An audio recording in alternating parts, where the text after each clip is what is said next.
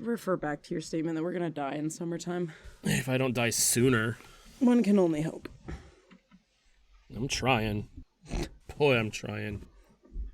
You should pick up smoking. I tried. I actually genuinely tried to start smoking. It's hard. Really?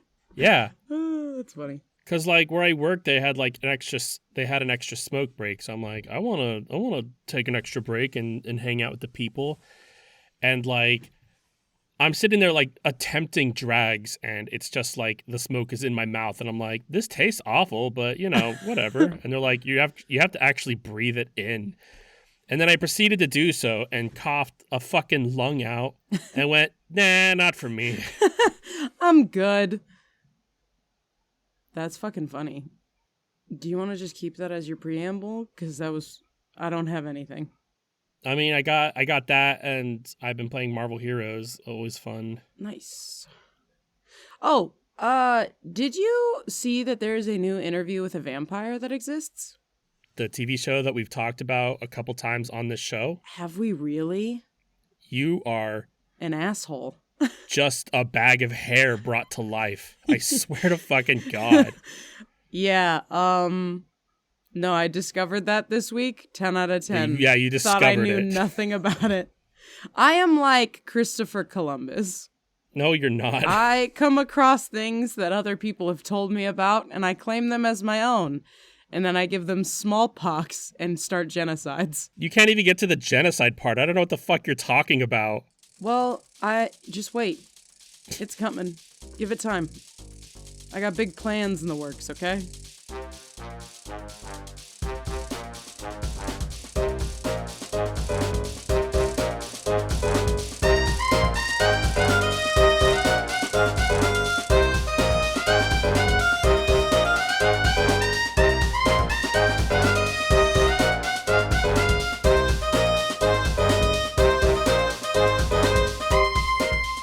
Welcome to We Have That Podcast at Home, the only podcast to blatantly believe that pheasants aren't real. I'm on brand Rachel.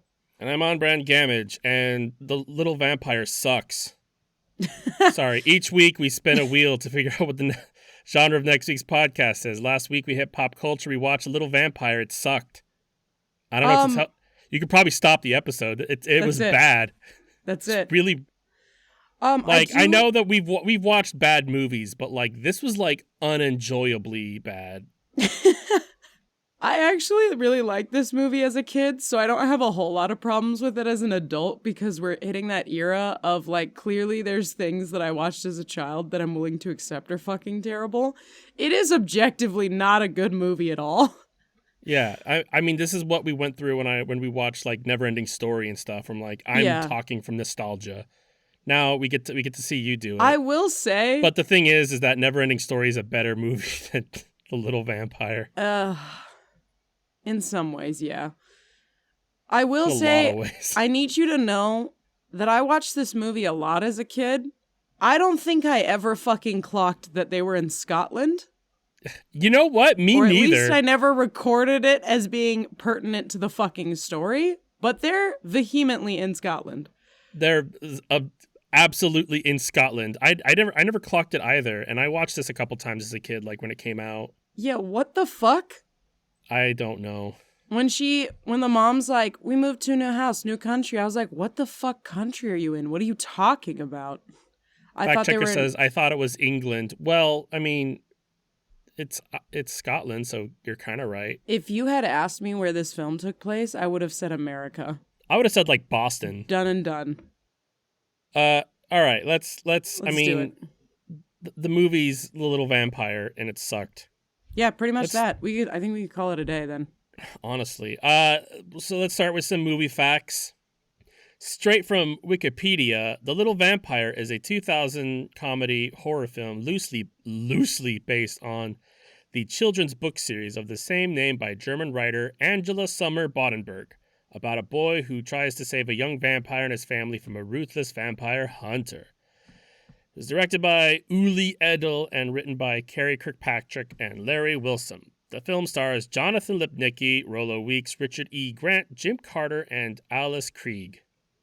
You know, This movie made me realize that like Richard E. Grant shares his last name with Hugh Grant, and they're not related. They look kind of similar though, and I Yeah. couldn't get that out of my head. Yeah, they do. Anyway, the film was first released in Germany by Warner Bros. Under the Family Entertainment label, and then in the U.S. blah blah blah blah blah. With a budget of $35 million, this star shot all the way to $28 million. Are Wow. movies just money laundering schemes? What the fuck? Yeah.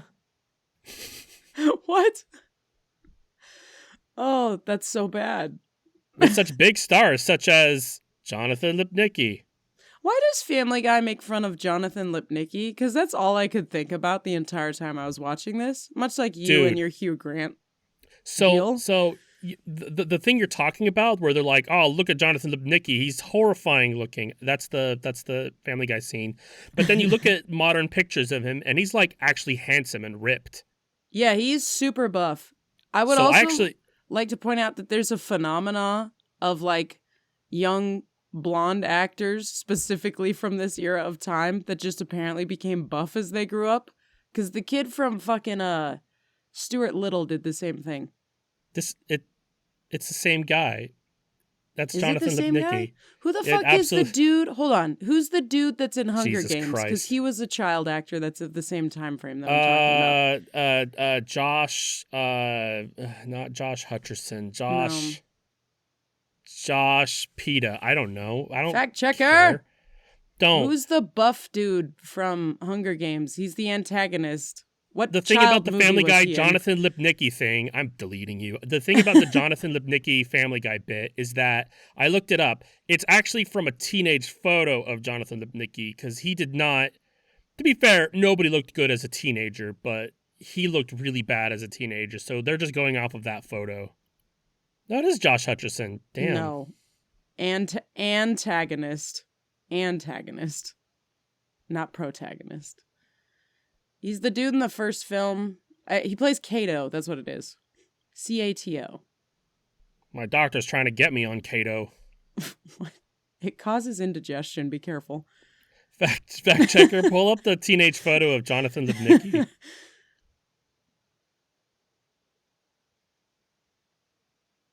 Wait, I've got nothing better to do. Alexander Ludwig is his name. You just sick of waiting on Brittany? Well, I figured she might be on your request, so.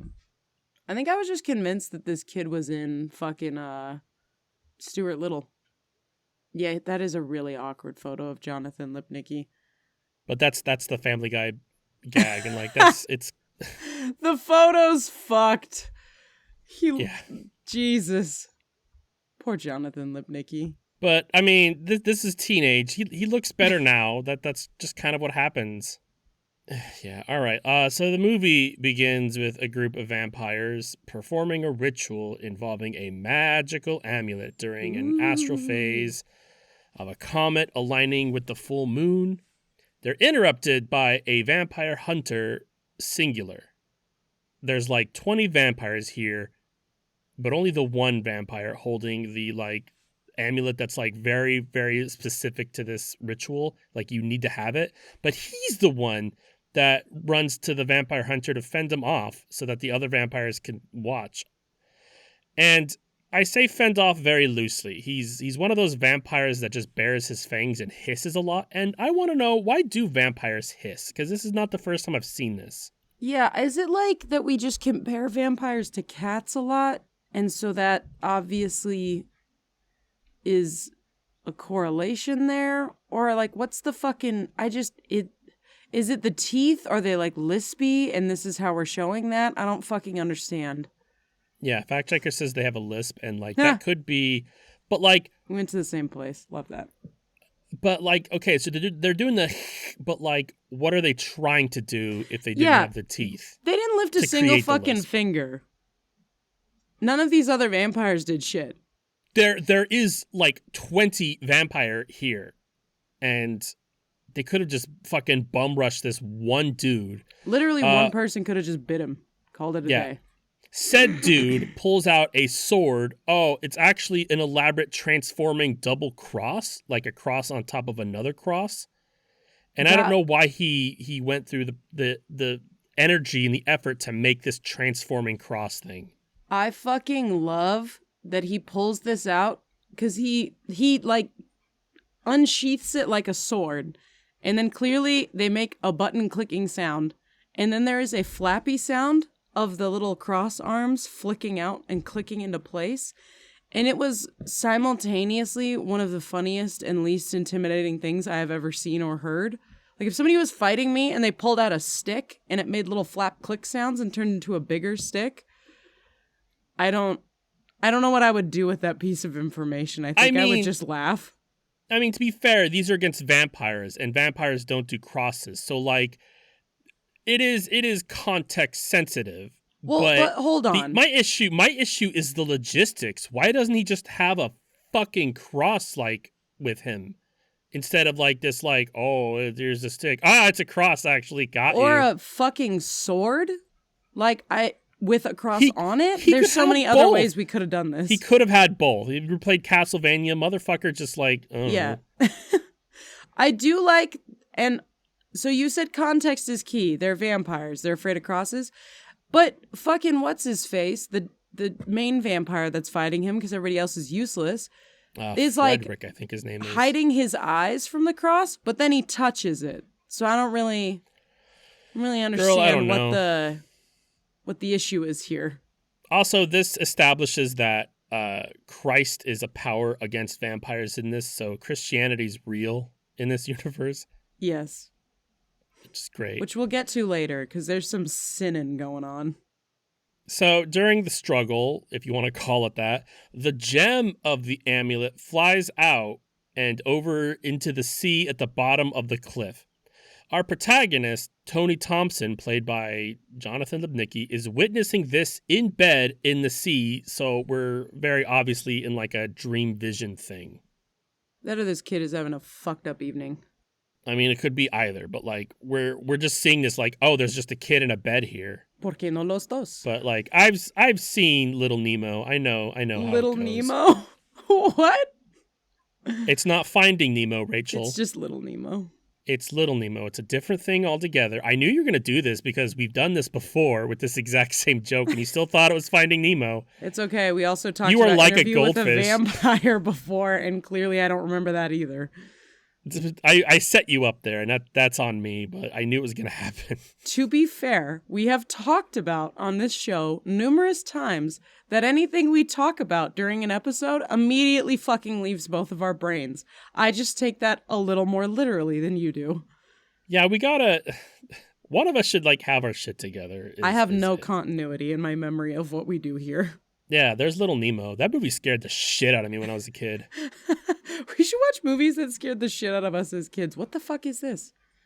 It's Little Nemo. It's based on, like, the book. It's about a kid who goes to sleep and goes to the dream world. Yeah, can we watch movies that scared the crap out of us as kids? Because Dark Crystal is on my list. And Page Masters, I would like to know if that's still good. Page Master? That movie slapped. Yeah, I haven't watched it as an adult, but I remember being kind of terrified while watching it as a kid. I liked it, but I thought it was scary. Put that on the list. So vomit in your mouth. Yeah, it's the last thing that Tony sees is a vampire jumping after the amulet, but from the kid's perspective, it looks like the vampire's lunging at him, and this is symbolism for perceived stereotyping. Yep. Hold for applause. Tony wakes up, and he's a fucking little bitch. He's crying at stuffed animals and the wind outside. But on the other hand, his parents did just move him into a fucking castle, so I'd be on edge too. Yeah. His parents, by the way, are Dottie and Bob Thompson, just to stop Rachel from name jokes here and now. Thank you. I appreciate it. I also really appreciated that you wrote out Tony's full name, because I was like, now I know this. So Bob, the father, works in construction, and he moved his family to Scotland to build a golf course for one Lord McAshton. Which is, what? Okay, what the fuck does the dad actually do? Because he's a construction. He's a construction. He's a construction, but he built a blimp?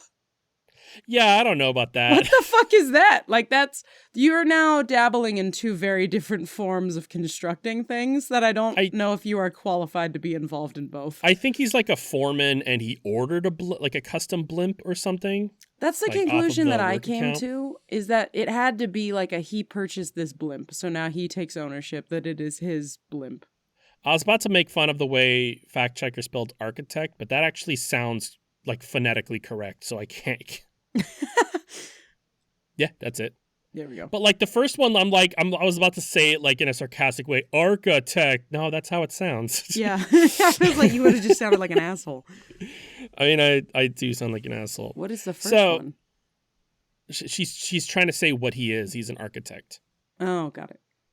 So Tony is heavily bullied, as is tradition. But to be fair, he really doesn't help the situation. In fact, one could say that he sucks. Dude, this kid, Uh, I'm thoroughly convinced is a sociopath, and we'll talk about it more later. I don't think he's smart enough to be a sociopath. Is You don't have to be my smart to be a argument. sociopath. You just have to not Sure, feel I fucking guess. emotions for people. He feels things though. He's He's not like a psychopath. He's a sociopath. so the teacher is talking about I wrote it down, say comment. I don't think they ever say that again. How the comet's gonna line with the moon and how it hasn't happened for 300 years. But then Tony just interrupts the class and he's like, and then the lasers come down at the vampire amulet. I dreamt it. And the teacher says verbatim, as usual, our American friend is full of stories. That means he pulls this shit on the daily. He's always a fucking spastic little shit. I bully him too. Yeah, he's kind of a fucking nerd, dude. A nerd with like 0 off button. Yeah. And the teacher tries to give him an out too. The teacher's like, all right, moving on. But Tony's like, no, I'm going to keep talking about it. And I'm going to insist that it's real. This kid has 0 social awareness. And I hate him. I like how this gets him kicked into the hallway. Like the teacher just put him on timeout. He's like, I don't want to hear about whatever the fuck this is. Yeah. So he's brooding and being lonely. And his father like hits golf balls at him, but it's not that bad. He's like actually like hey, over here, I got your golf club. His parents are actually present in this movie and they give a crap. It's literally the first time we've experienced this. It is a healthy relationship. These parents are good parents. This kid just sucks. Yeah. Throw him away. I'm curious if this is the new wave that came with the change into the 2000s, because the 80s was an absentee father, the 90s like a hardworking mom, but also absentee, and then the 2000s is just, are both parents loving and the kid sucks dick? Like what's going on there? So we then meet our antagonist, Rookery. Okay, I have a question for you. Yeah. Is this the same fucking dude? Because I'm vaguely certain he's it's not the same actor. But I'm wondering if there's like he's genuinely the same guy. No, he's not the same character. He's probably like a descendant or something. You know what's funny is that there was a little vampire animated 3D series that came out like a couple years ago, which I looked at the trailer. It looked better than this movie. Surprise, surprise. But shocked. Rookery's in that, and he's voiced by the same guy. Nice. He's just really maintaining his claim to fame here. Yeah, so Rookery is a vampire hunter with a vampire killing business and everything. Like he's got like a logo on his truck and all this hardware. I don't know how often, if at all, he gets paid. Like he sleeps in his truck all day and then hunts at night, so probably not. Does he pay taxes? Yeah, I don't know what he does for all of these things. Like, does he steal them? Where is your income coming from? It's cutting edge though, because he has like a radar that tracks vampires, and I don't what the fuck know is it how tracking? that works. Yeah. I don't later the mom talks about them being smelly. Maybe it tracks their smell. Dude, you might be right. That seems to be a thing persistent in all versions That's of never the explained, little though. vampire. They never talk about that more. They bring it up twice and never again. So Tony's parents are going to a party at Lord McAshton's, and they make sure to bring our awareness to Chekhov's blimp. It's the big blimp We center in on it, and there's silence for like 5 solid seconds. Okay, was that a joke? Because I read this. There's bagpipes playing like the whole time. Oh, is there? Yeah. Well, I was like, I thought you were being sarcastic because the bagpipes were so loud. I paused it a lot, and like I paused it there, and I'm like, I meant that there's no talking. Wait, so what you're saying is you paused it on the blimp for 5 seconds, and you're like, we centered in on it for 5 seconds. It's been an hour. What the fuck? Can we fucking continue the film? Jesus Christ. Jinx. Oh, fuck. I also really like that they like go up to the boss, and the boss is like, you like my new blimp? And he's like, yeah. He's like, yeah, I just got this blimp. It's like, yo, he likes my blimp. I'm like, he doesn't even fucking know that you're the guy that got the blimp. And that's so comical to me. So Tony is so lonely that he's decided to dress up as a vampire, even though he's afraid of them. And this is where I became immensely upset that I hadn't locked in that we were in Scotland, because I think the babysitter walks in and she is so aggressively Scottish. Yeah.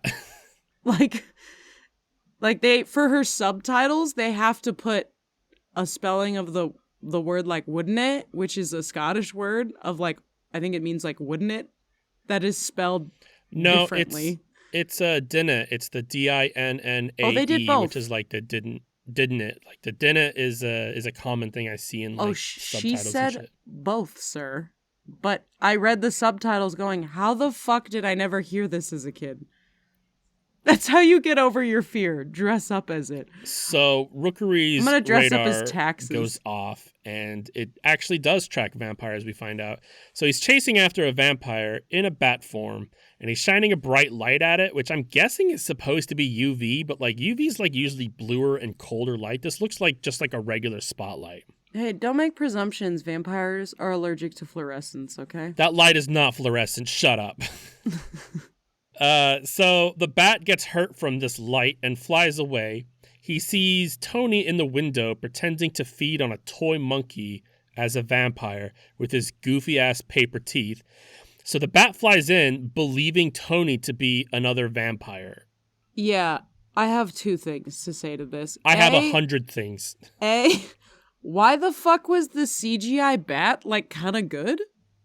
I didn't think it was that good, but... I'll find a picture of it. It's not that bad for the 2000s. I was like, we could make... Like, you would see this now. To be fair, I think it is the only piece of CG in this movie. I think you're right. I think the bats are the only... And so, like, when they're close up on them.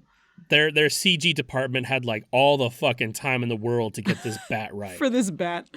So here's the glaring issue I have with this whole bat situation is the bat is Rudolph Sackville Bagg, which is a dumb last name. He's a vampire. He's over 300 years old. He's in the body of a 9-year-old, but he's been around for hundreds of years, so he's 300 plus years old. The fact that he gets fooled by paper teeth and ketchup is ludicrous. This is an adult, and this is an adult plus. By the stuffed monkey? Yeah. Like, there are so many layers to this that I don't understand how you'd be like, yeah, this kid's legit shit. It's stupid. And also, insane. As well as the movie and the plot being stupid, the dialogue is also stupid. The dialogue in this film was fucking whack. It's the worst bit. Rudolph is all like, you are not a brother. Tony says, well, I'm not a sister. Hold for applause. And then Rudolph responds, you're human, full of blood. Gotta keep it that way, dude. Hold for applause. This is part of why I think this kid's a fucking sociopath, because he's like just not really concerned about this at all. Fair, but like, my thing is that like it establishes almost immediately that Rudolph is a vampire that doesn't feed on human blood. They drink animal blood. So I don't know why he's like doing like this whole human. Oh, that doesn't work here. Maybe it's like when you smell a good steak. I'm not gonna eat your steak that you're making for your dinner, but I might be like, damn, that smells real good. But I don't. But you're also not like, you don't like walk up and look at it and be like, a steak full of MSG and sodium. Yeah, that's valid. This is true. A steak full of steak. Delicious protein. Yum. I really like that Tony tries to run away from him. In this kid's run in this film is so deliciously awkward. It's so, like, he just kicks out his knees really far anytime he picks up his legs, so it looks great. Every time, like, because there's moments where, like, he's, like, kind of squirming behind his father and stuff. Like, the body language of this kid sucks. Yeah, it's awkward as Like fuck. most things in this movie. I will say the dialogue sucks, the blocking sucks, the plot sucks, but the costume design Oh, is it's so good. a highlight. And apparently the CGI budget was fucking off the wall. Well, I'm sure it was just $20, but they just had all the time in the world to do it. All right, I'd like us to keep track of what vampire powers we have thus far. Yeah, that's good. Because So- it's about to get fucking weird. Let's go with the basics. Fang, sucking blood. That's the Immortal, essential. fangs, hissing. Can turn into a bat and fly, but also can just fly without shit. bat. I didn't mean to hit send. Can fly without bat. Yes, this is true. It's a weird thing. Okay, fly with and without bat. Yeah, because in this scene, he Spider-Mans onto a wall and then falls off it because his Spider-Man powers stop working. Yeah, Rudolph fails to... Well, I don't know what he was trying to do, but he's weak. So Tony decides to help him despite being threatened and afraid of vampires because he's just desperate for friends. Or as Rachel has put it, he's a sociopath, which the jury's still out on. It very well could be. This is how kids get into drugs and cults. They're lonely enough that they're like, fuck it, vampirism, let's go. Also, I really love that Tony's like, you're too weak to walk. And Rudolph goes, who needs to walk when I can fly? And just, like, falls off the fucking balcony. Yeah. Why the fuck haven't they upgraded their outfits in 300 years? That was a constant question for me. Because, I mean, when you get fucking a fly thread set, you stick with it. I added don't need to do laundry to their list of superpowers because clearly they give no fucks. I mean, they smell bad. We know that much. We don't know if they smell bad, though. They didn't say what Actually, they were yes. smelling. Fact checker raises a good point. I know. Brother Gregory actually does. He's like I dressed actually up. mentioned this later in my notes. Okay. And I was like, oh my god, either they changed this kid later, or he's the only one that's updated his fucking outfit in the past 300 years, and he just really identified with the 80s. So Rudolph asks where to find a cow. Tony fucking knows he's a vampire and still says, what, like milk? So Tony drags him in a cart to a farm where Rudolph just drinks cow's blood. I need us to talk about something. When he drags him to the farm, there's like a very accentuated scene of him pulling him in a cart while there's like a sunset actively happening, even though it was night before this and it's night after this, and also Rudolph can't be in the sun. Yeah, I don't know what to tell you. It was real fucking weird. So Rookery shows up and chases them off because he thinks Tony's a vampire. Oh, I'm sorry. I apologize. Gamage, did you really skip over the fact that he was trying to seduce the cow? Yeah, because I didn't care enough. We're already half an hour in. We can keep going. It was just really weird to me because it never happens again. Him hypnotizing or seducing the cow, whatever you want to call it, that's a normal vampire thing. That's about the most normal thing in this but it also movie. doesn't work in this scene. And then at no point later do they need to keep like, oh, you want to do this? You want to do this? I'm just saying it's so inconsequential for like everything else involving this specific scenario. But I'll get there. So Tony and Rudolph bond. Rudolph is over 300 years old, so he doesn't know shit. Was he trapped in frozen ice or in a cave? They don't explain it. He's socially inept. So back at the party, Tony's teacher's there, and he's talking about Tony's obsessed with vampires, and everyone freezes. But I wrote that down because I thought it'd be important, but it's not.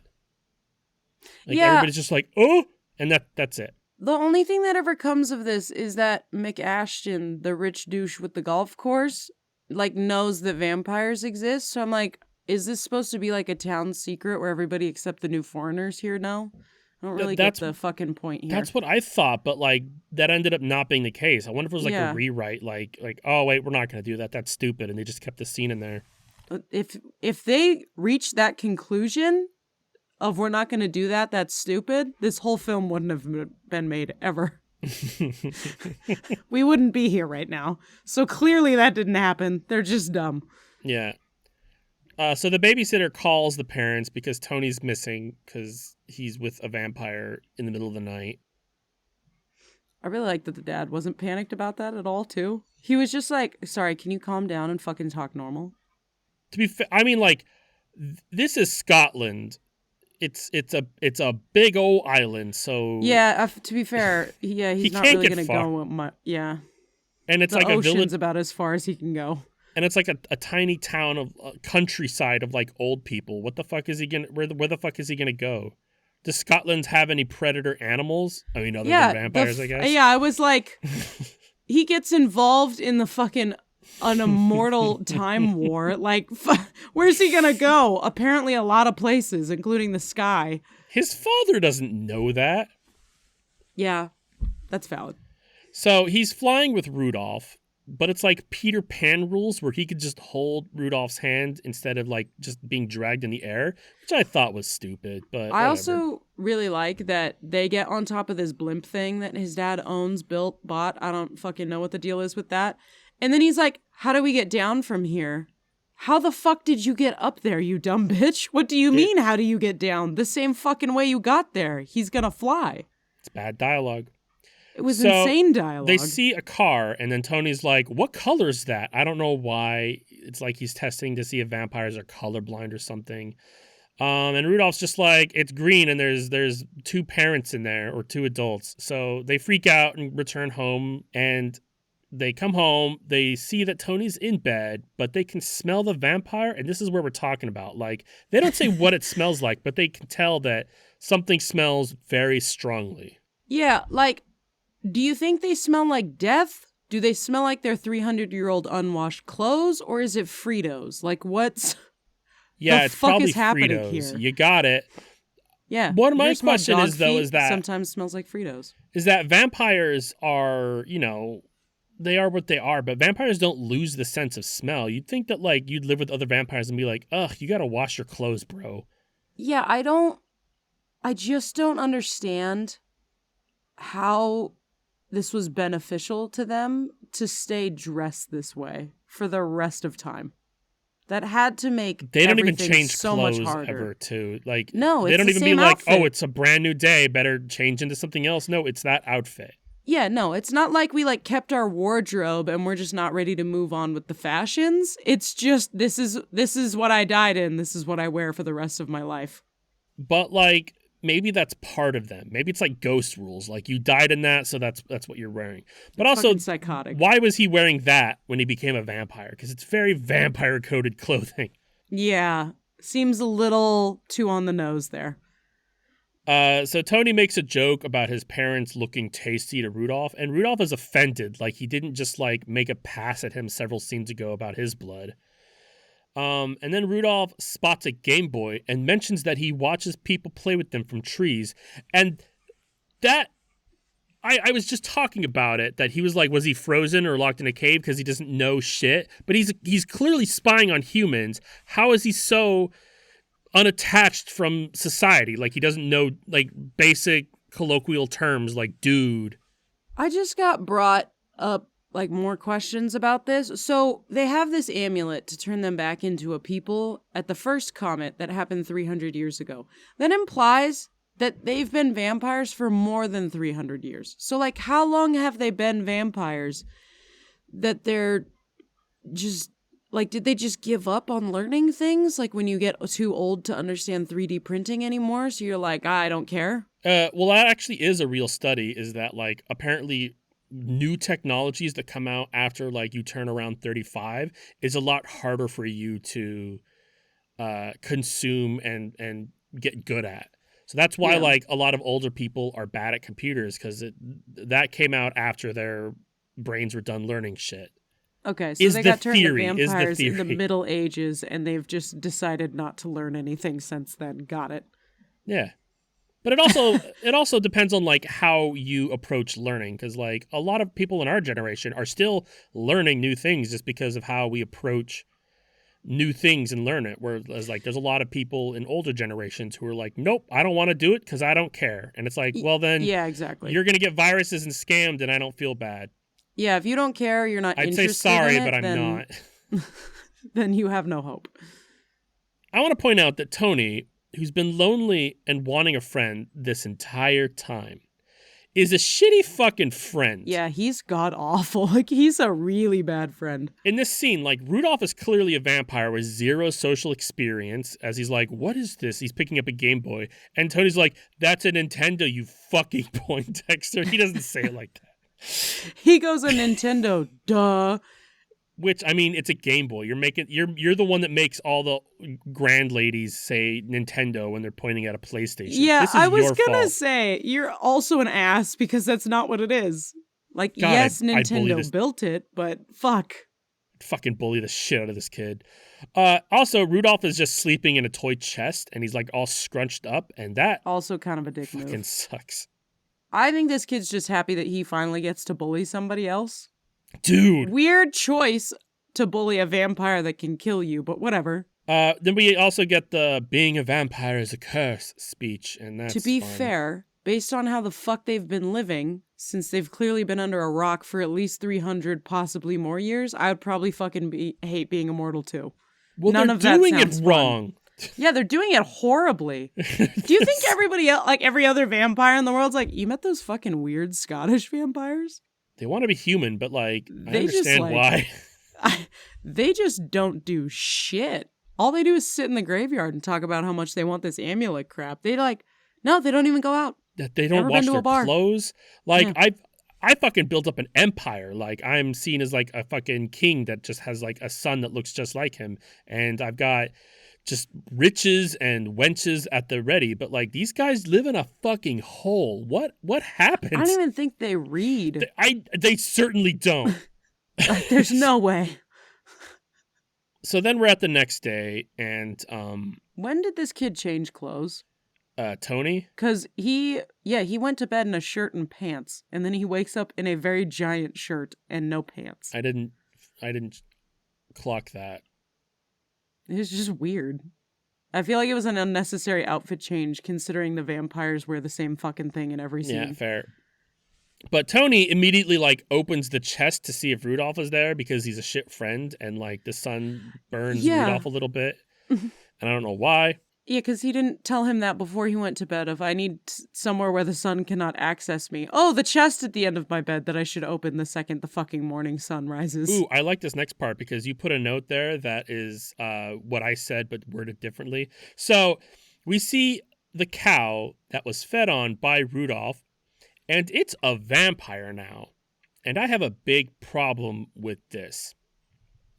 So in this universe, all it takes to become a vampire is just being bitten by another vampire, which means anybody who understands the fundamentals of exponence realizes that literally every living being on this planet would be a vampire in way less than 300 fucking years. I don't fucking understand this. Like, think about it. At all. Like, one person bites one cow, and then that cow bites a cow, and then now there's two cows, and those two cows bite one thing, and now there's four cows, and it's doubling every time. Everything would be everything would be a vampire. That squirrel's a vampire. Those mosquitoes are vampires. They kind of already were, but it's stupid. Yeah, I just don't understand. Like, what ratio do they need to eat at? Yeah. That this hasn't become... We're on an island. Yeah. Like, at the very least, everybody in Scotland would be a vampire. At the very, very, very least, but that would take a week. Like, have you ever played Plague Inc? You know. Yeah.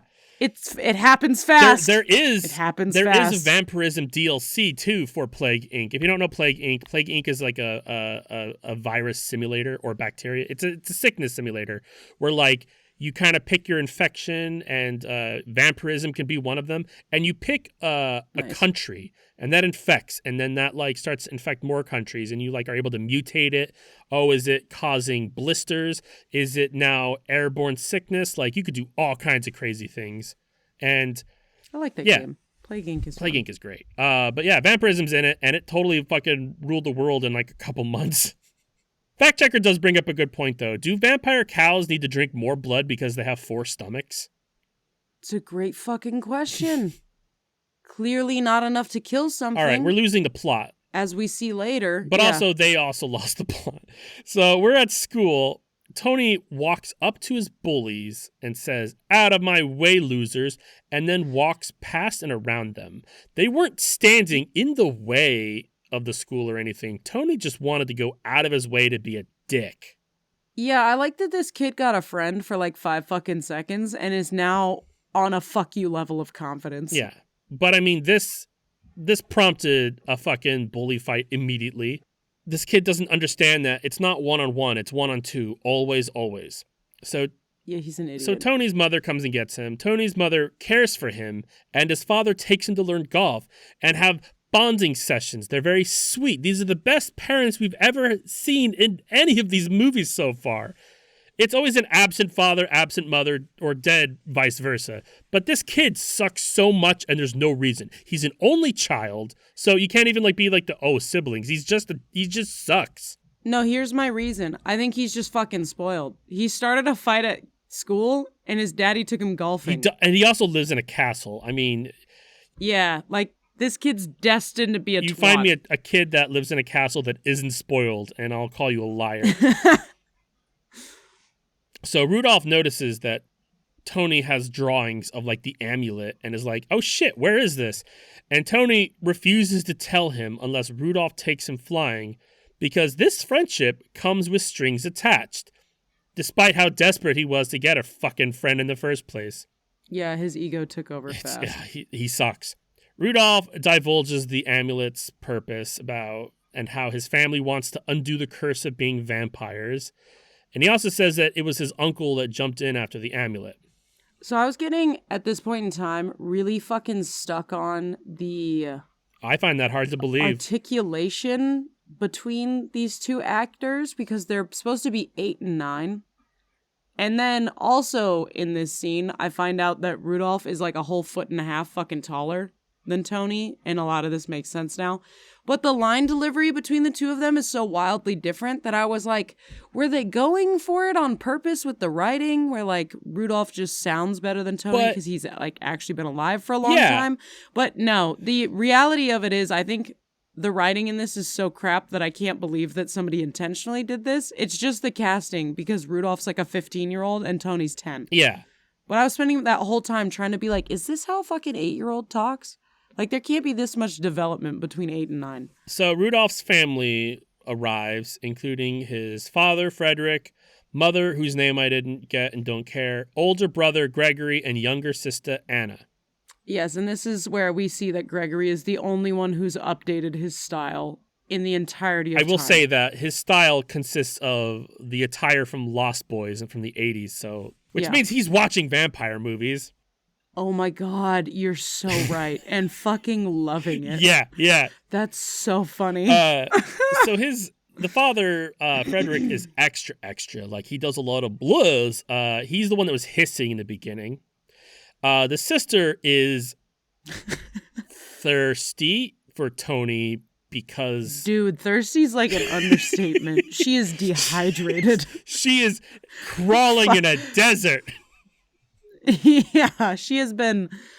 Oh my God, that shit's ridiculous. But to be fair, the dating pool consists of brother 1 or 2, so... And clearly they don't get out much, so that's it. Yeah, I was wondering here, how does a vampire family happen? Were they a family that was turned into vampires? Or was it like look, there's a child, let's make him our vampire child, like Interview with the Vampire? I was contemplating this for pretty much the entirety of this film, and I just have so many questions that remain wildly unanswered about their family Well, tree. get used to it. I know. I don't think a single question I ask about this film gets answered by this film. No, So this isn't one of those learning movies. yeah, when we start talking about Gregory, I really want to go back and see if he's in the first scene. I imagine he is, which is upsetting to me because I was really kind of hoping that would be like a tiny nugget of lore of like, oh, Gregory came later. That's why he's a twat. I think it would make sense, but no. So Rookery bursts in, and Frederick the vampire jumps in the way with arms wide open because he seriously has a martyr complex. I wrote that down and like I just read it with the fucking with the creed. I don't know why. I read it with the creed. Oh fuck. Jesus. Yeah, that dude wants to die. There was like zero offensive or defensive strategy. He didn't even hiss this time. He just opened his arms and was like, take Any me. chance he has to be like, oh no, not me, no. He takes it. Yeah. I do really like that Rookery once again tries to attack Tony in this scene. With this kid clearly not being a fucking vampire. And this time he has a New Age light cross that has a button on it that obviously plays organ music every time the light turns on. That's how it works, yes. Because it only plays when he is turning it on and off. So they escape to their crypt, which is right there. Like, they just go underground from where Rookery is, and they're like, whew, we're safe. Yeah. 10 feet away. Tony experiences the quickening with the father and then sees that the uncle vampire actually survived and beached up somewhere on Scotland where they're at with the magic gem, and then also notices a coat of arms on a cloak or some shit. This is also the scene where I realized that the uncle vampire has a fucking soul patch. Don't know how I missed that in the intro, but it looks dumb as fuck. You only see him from one angle and it's like, rah, so it's kind of hard to get.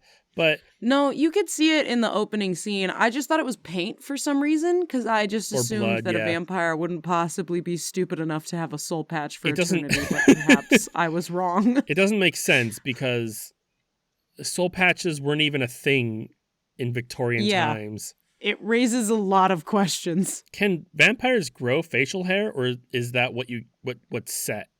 Like, did he have a beard and he shaved it into a soul patch? And he's like, oh, that's it. Because it never changes. Anyway, so Tony and Rudolph go to bully the bullies because this is that kind of movie.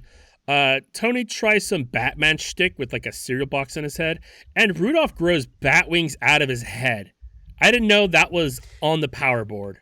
Yeah, I'm adding it to the list. Can sprout bat wings. From head. Fact checker already posted a picture too, so. Yes. It's a great fucking photo. Highly recommend looking at it because it's ridiculous as fuck. So the next day, we see that another cow is a vampire, and this is the shit I was talking about. It doubles. It multiplies. That's how exponents work. I gotta drop it. It does so just within the 3 days that this film takes place or whatever the fuck. Yeah. So I don't understand how the entire planet has not become vampire That's what cows. I'm saying. So Tony goes to school and he's a dick. Like he's like goes up to his bullies and he's like, meh. Did you sleep well? I'm a douche. My parents love me. Yeah. That's actually a word for word quote. Yeah, that's I actually got it from IMDb. Rookery, the vampire hunter, bursts into Lord McAshton's board meeting to say they're vampires and they should pay him to make not vampires happen. And McAshton's like, fuck off, idiot. Bring me proof. In this scene, it occurred to me that because he's asking them to pay him to unvampire the town, I was like, is he actually kind of good at this job? Because is this like how he gets money for his shitty fucking inventions? And I dropped that theory almost instantaneously. So Tony discovers that the coat of arms in his vision is the same as Lord McAshton. So we know that's the connection there. Rookery apparently has an amulet just like the vampires, but he says kills the vampires instead of turning them into humans. And I don't know why he doesn't just let the vampires be humans. It makes no sense. And I don't know why the vampires don't just turn him into a vampire to get rid of him. A lot of Okay, inconsistencies. here's my theory, because I can't imagine why they would fucking be at odds. And also, it's the same actor playing the same kind of thing.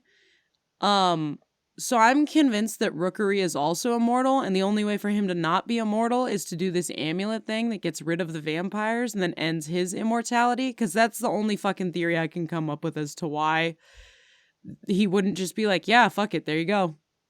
Doesn't make sense. Why would you not?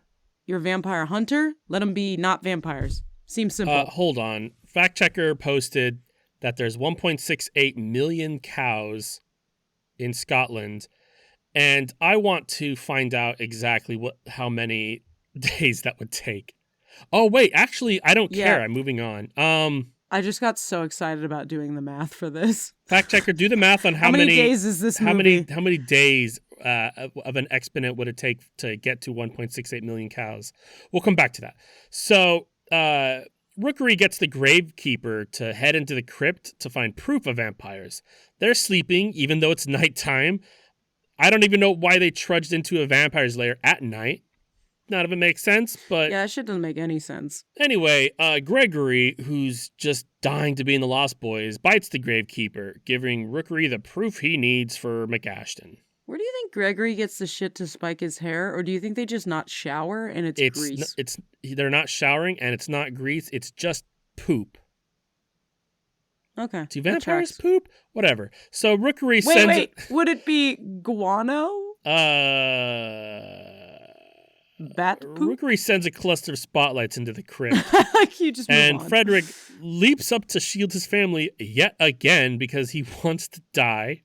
This is where I really became thoroughly convinced that Tony's a sociopath, because he comes there clearly screaming in pain, and he comes running in fucking excited while they're all screeching, and I'm like, did you think there was a fucking party going on? Like, I don't understand.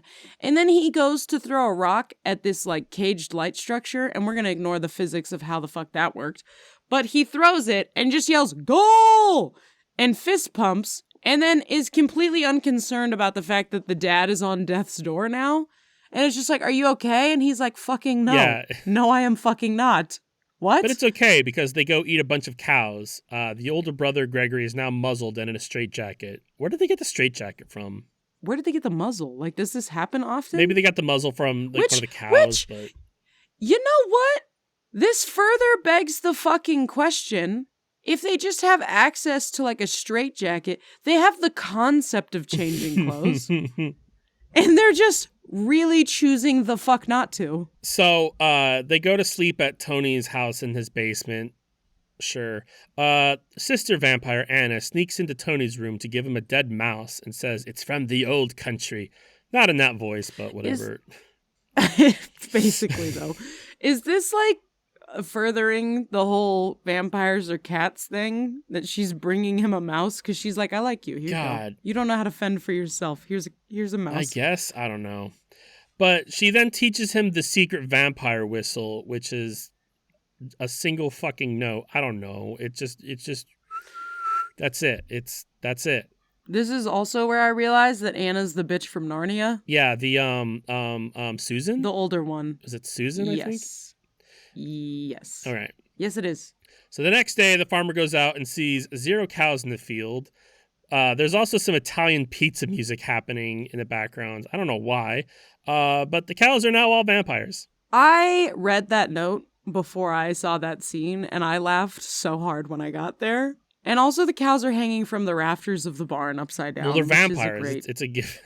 Great. Also, objectively, the bat was not the only thing CGI'd in this film. I forgot there's so many scenes with the cows. If a number doubles every day, it would take approximately 20 days to reach 1.68 million, starting from a value of 1. That is exactly what I wanted, fact checker. So 20 days for every cow in Scotland to be a vampire. Wow. Those are just the cows. Just the cows. Fucking ridiculous. It's worth noting that that's just one cow to get all the other cows. The vampires are still feeding elsewhere on other things, yes. Of course. and that's creating more fucking. Now there's a chain for squirrels. How many days is it going to take all the squirrels to become vampires? I have to drop it. This is going to be my white whale. Tony wakes up and he's cuddling the dead mouse, and he's really happy he has it. I don't know. Did you really gloss over the part where his mom comes in and then she's like, it would be nice to meet Rudolph and have his parents for dinner. And he goes, actually, they'd rather have you for dinner, which is a weird thing to say to your mom who doesn't know that vampires don't exist. And she just goes, she thinks about it and is like, either way is fine. That's a direct quote. Either way is fine. She just really wants to get in on the Scottish swingers community is what I got from that scene. I actually did write this down originally, but then I erased it because I was worried about time, but fuck that, I guess. It comes up fucking later. Fuck you. Continue. It really doesn't. It does. Rookery goes to Lord McAshen with a it. dead body. He's convinced of vampires, but for me, it would take a lot more than just a dead body to convince me. Lord McAshen then reveals his family history. There's vampires with his great-great-great-grand something.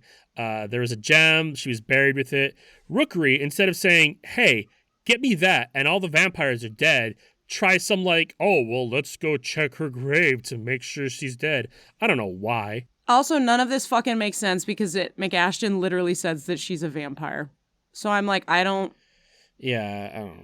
understand why later we're very confused that she's a vampire. It's like 2 scenes later, and they're like, oh my god, perhaps she was a vampire. Yeah.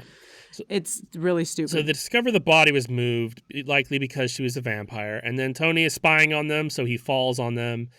And then he bites him. Yeah. And he doesn't become a vampire. You'd think that's a fucking clue. It's crazy. Rookery closes the open grave on Tony and then tells McAshen not to tell anyone because he's a vampire. And McAshen just met this kid like 20 minutes ago. In the daylight, I might add. But is convinced to cut his losses. But luckily, he holds his lucky rat and whistles the singular note to alert the vampires across miles away. Anna and Rudolph hear it, only them, and then sneak out into the sun wrapped in a blanket. Tony's parents thinks it's Tony and his friends and are just happy and supportive. He has friends.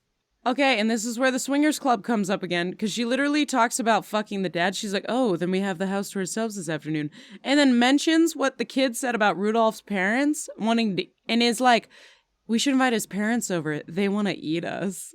And closes the door. Well, they're fucking swingers. I think you're misconstruing. Like when he's like, when they're like, we should have his parents over for dinner. And he's like, they'd have you for dinner. He means they'd rather invite the parents to their house for dinner. They absolutely added enough tone to this that is not what was being said. I mean, if that's what you want to pick up, go for it. But no, I'm letting you know if you watch it, because then ma'am, I'm letting you know that's not your order. That's somebody else's order. But if you're gonna take it, there's nothing I can do. Go rewatch it. Continue. So Anna and Rudolph open the crypt, and Tony's there, and he's like, oh, you heard me whistling. And Anna says, I heard you, and I wrote you a poem. There's no poem. She doesn't say the poem. She's just fucking weird. She does say a poem. I don't know how you missed this. Oh.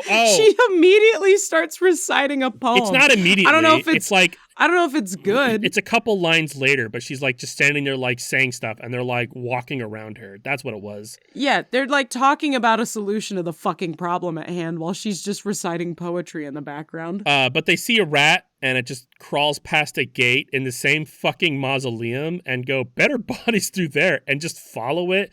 Rookery McAshen didn't even give the place a second look through. Wait. Can we count rat compasses as a vampire power? Yeah, I think so. I think that's appropriate from this. So the vampire parents compel the Thompsons and take them to the cliff where Gregory went to summon the other vampires. Anna is thirsty as fuck. She's thirsty, hella thirsty. We've been over this. But reminder that she's over 300 years old. She's a pedophile. She's a grade A pedophile.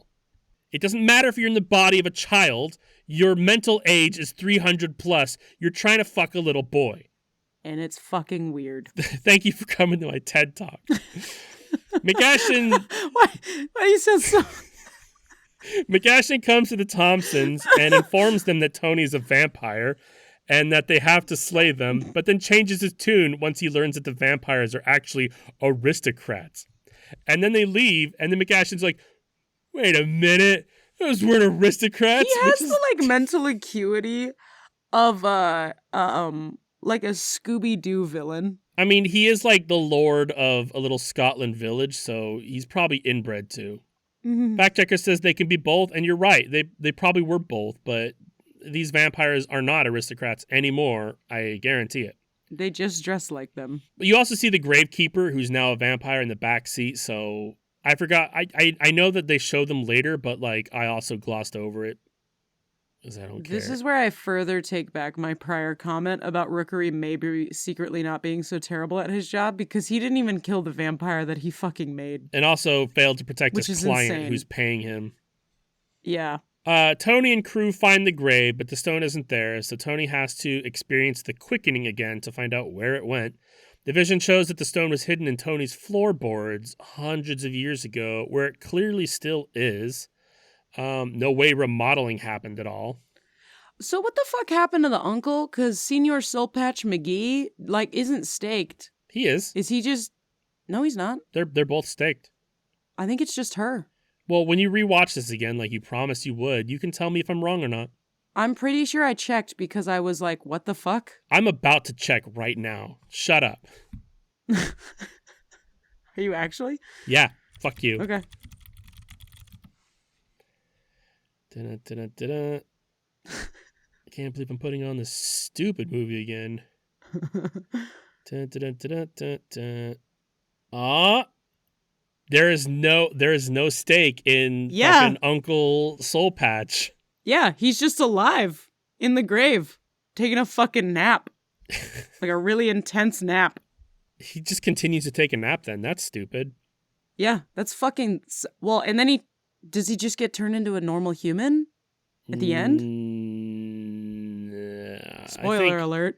I think the vampires need to be present or something that I'm making up, because I don't actually care. So, I guess maybe. Yeah, so they go back to the house to check the floorboards where there's a ton of straw for some reason, and then they find the stone. I also forgot to point this out. Rookery is there listening, so he knows where the stone is, and he doesn't make it there faster than these guys do. I guess they're vampires, so they fly. Whatever. Yeah.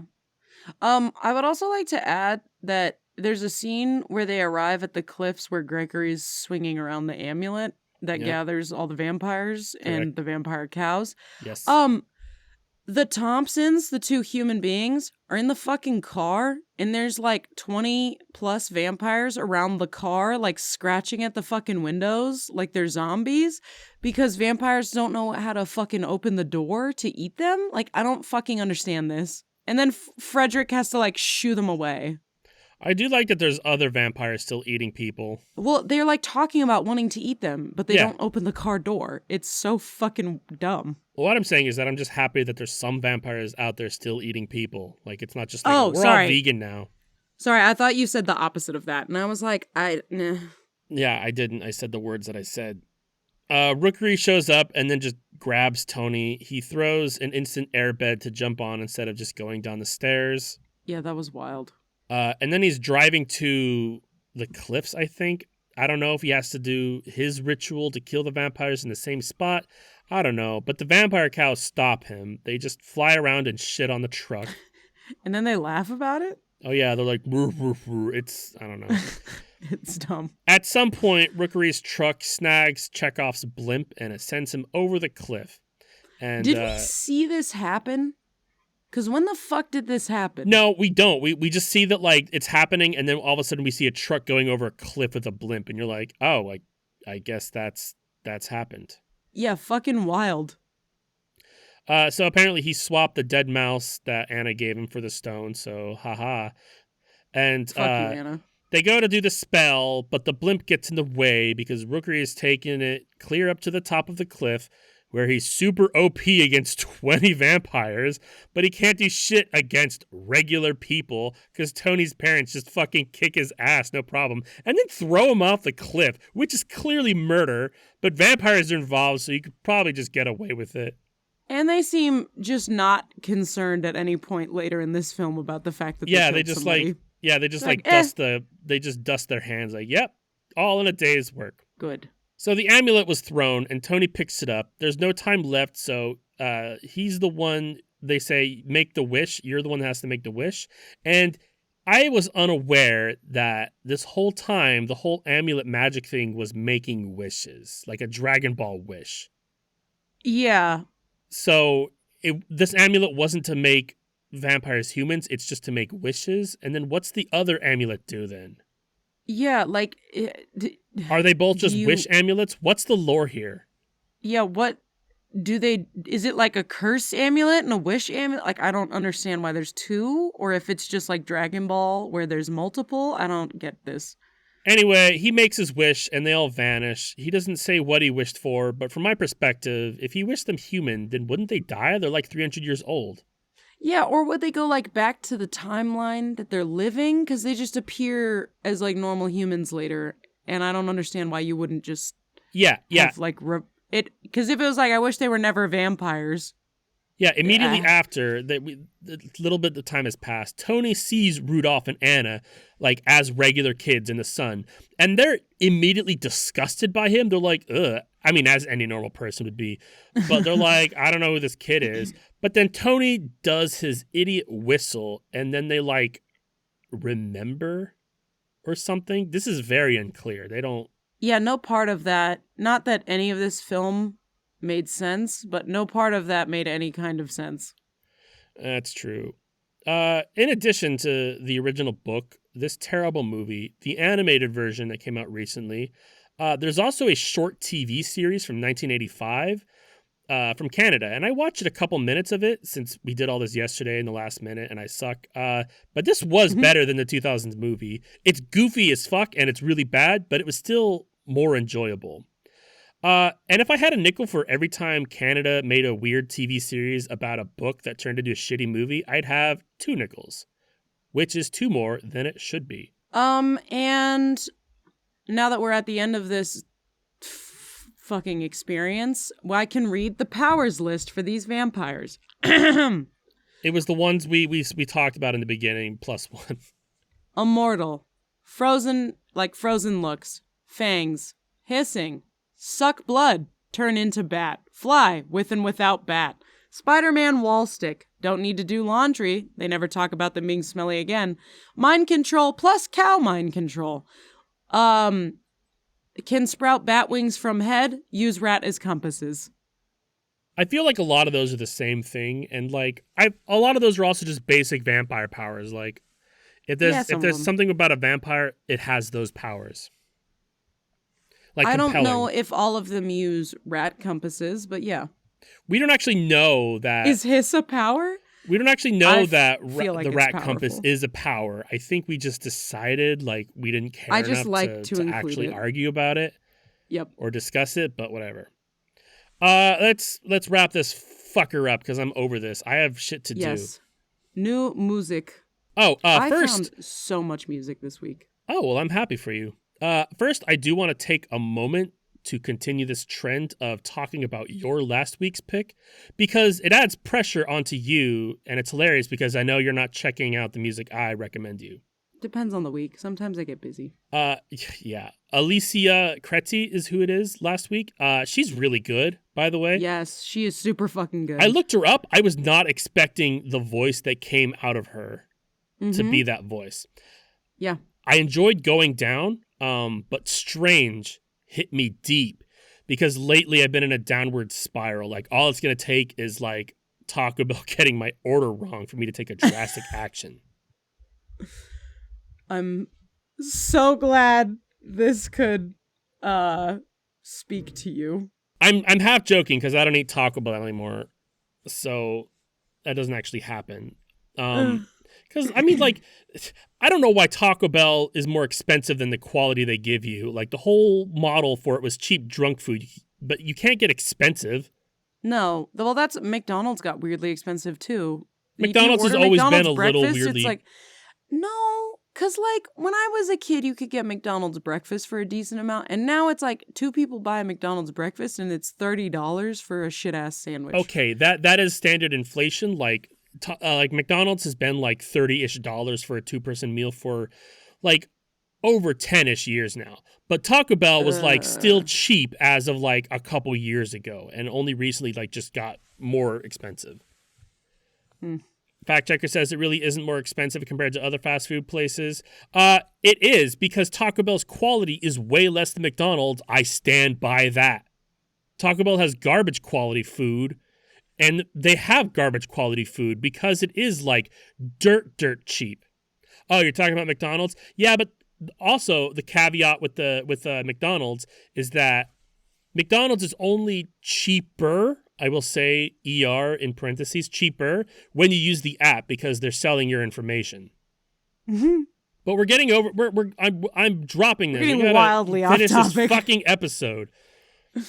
Yeah, only order fast food through apps. You're right, but that again, they're also selling your information. So get ready for that.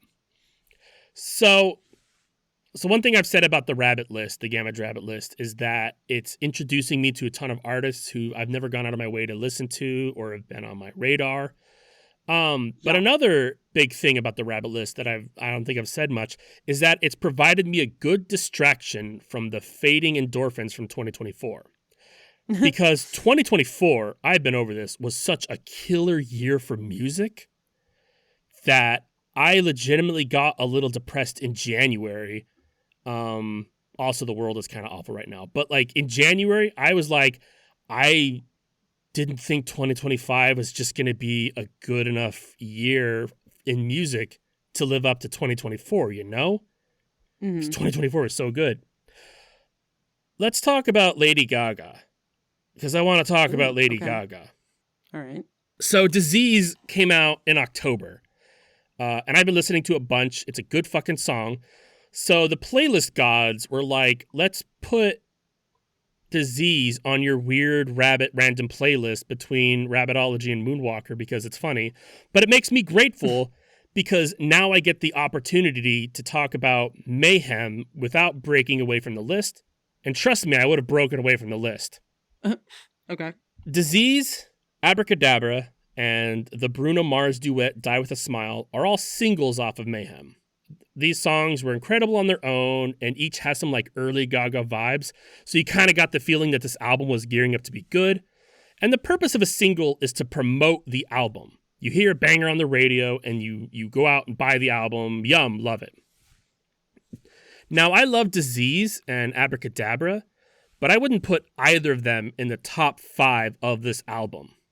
Oh, okay. I actually have trouble putting them in the top 10. In fact, I will say now that I think Disco Heaven has been dethroned by at least 2 songs on Mayhem. For those who don't know, Disco Heaven is Lady Gaga's best song you've never heard of. Like, pause this bitch and go get a listen before continuing. It never made it to the radio. It was like on her Fame and Monsters album. But it's like, you hear it and you're like, wow, it's good.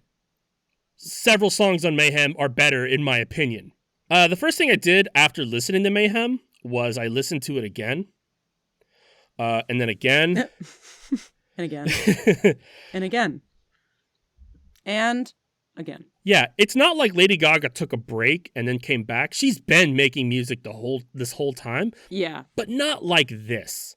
This isn't some like, because you listen to Disease and you're like, oh, Lady Gaga's going back to her roots. And you're like, kind of. This isn't some simple like chase for nostalgia. It's a celebration of her love of music. You're getting Prince, Michael Jackson, David Bowie, Gwen Stefani, Blondie, Taylor Swift, Susie and the Banshees, Madonna, Yazoo, Alanis Morissette. It's all over the place and it's fantastic. I know it's March, so I'm calling this very early, but this is probably going to be the best album for 2025 unless something drastic happens. Fuck yeah. I'm hyped to go listen to this. Yeah, I recommend the general album. It's fantastic. I can't even pick a favorite, but if you put a gun to my head, I would instinctively say Killa. It's very David Bowie. Zombie Boy is giving Disco Heaven a run for its money. How Bad Do You Want Me is like a beautiful Taylor Swift meets Yazoo. I actually almost thought it was a cover of Only You at first. Perfect Celebrity is like very grunge. And Shadow of a Man, look, if you went back in time and played Shadow of a Man in the 80s, people would just be like, oh, what Michael Jackson song is this? I've never heard this one before. And it's incredible. So if you thought Lady Gaga was past her prime because she's been kind of making not mediocre music, but just kind of just not as good stuff. If you thought she was past her prime, then give Mayhem a listen and go ahead and at me.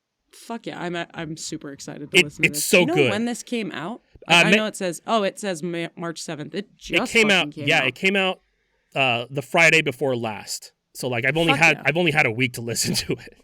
But it's been so good. Dope. I'm super fucking excited about that.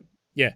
What have you been listening to? I also went down a rabbit hole this week, so we're about to go on a very backlogged recommendations for the next couple weeks.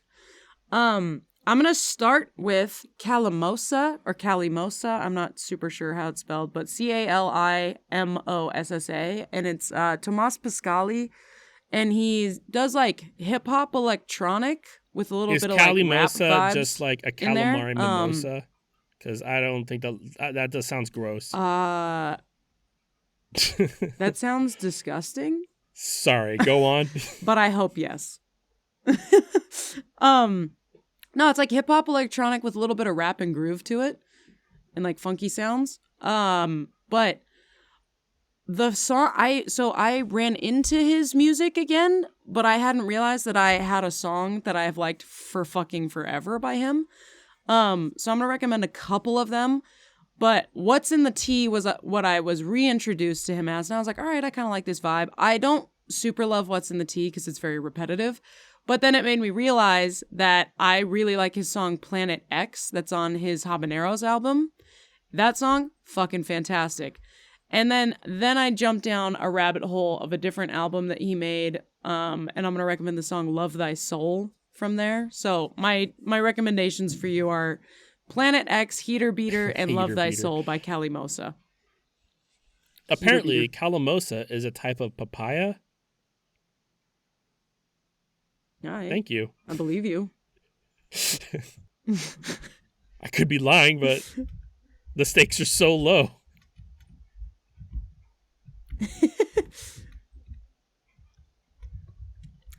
Yeah, I just really like Heater Beater and Love Thy Soul are from one album, so they have a very different sound, and Planet X is significantly more of that like electronic hype music.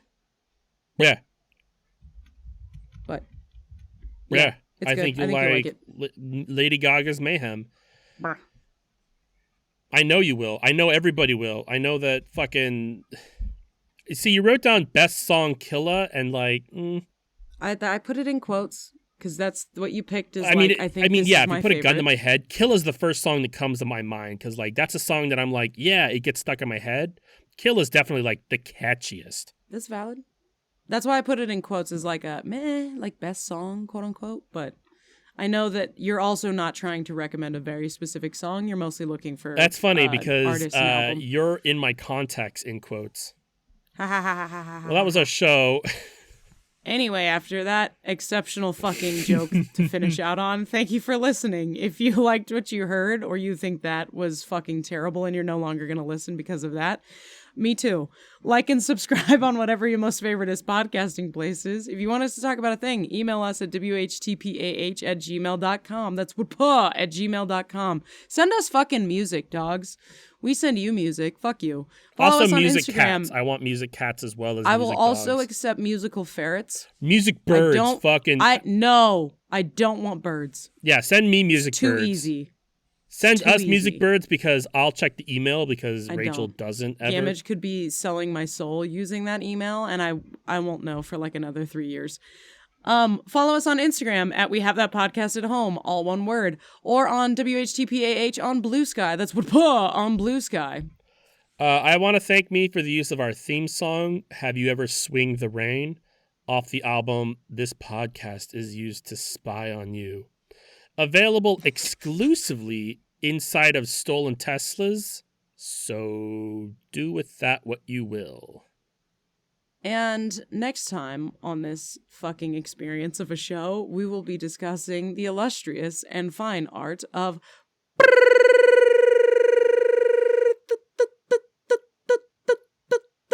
we got pop culture again, bitch. Ah, man, that's another movie I gotta watch. I've been a vampire who can sprout bat ears, Rachel.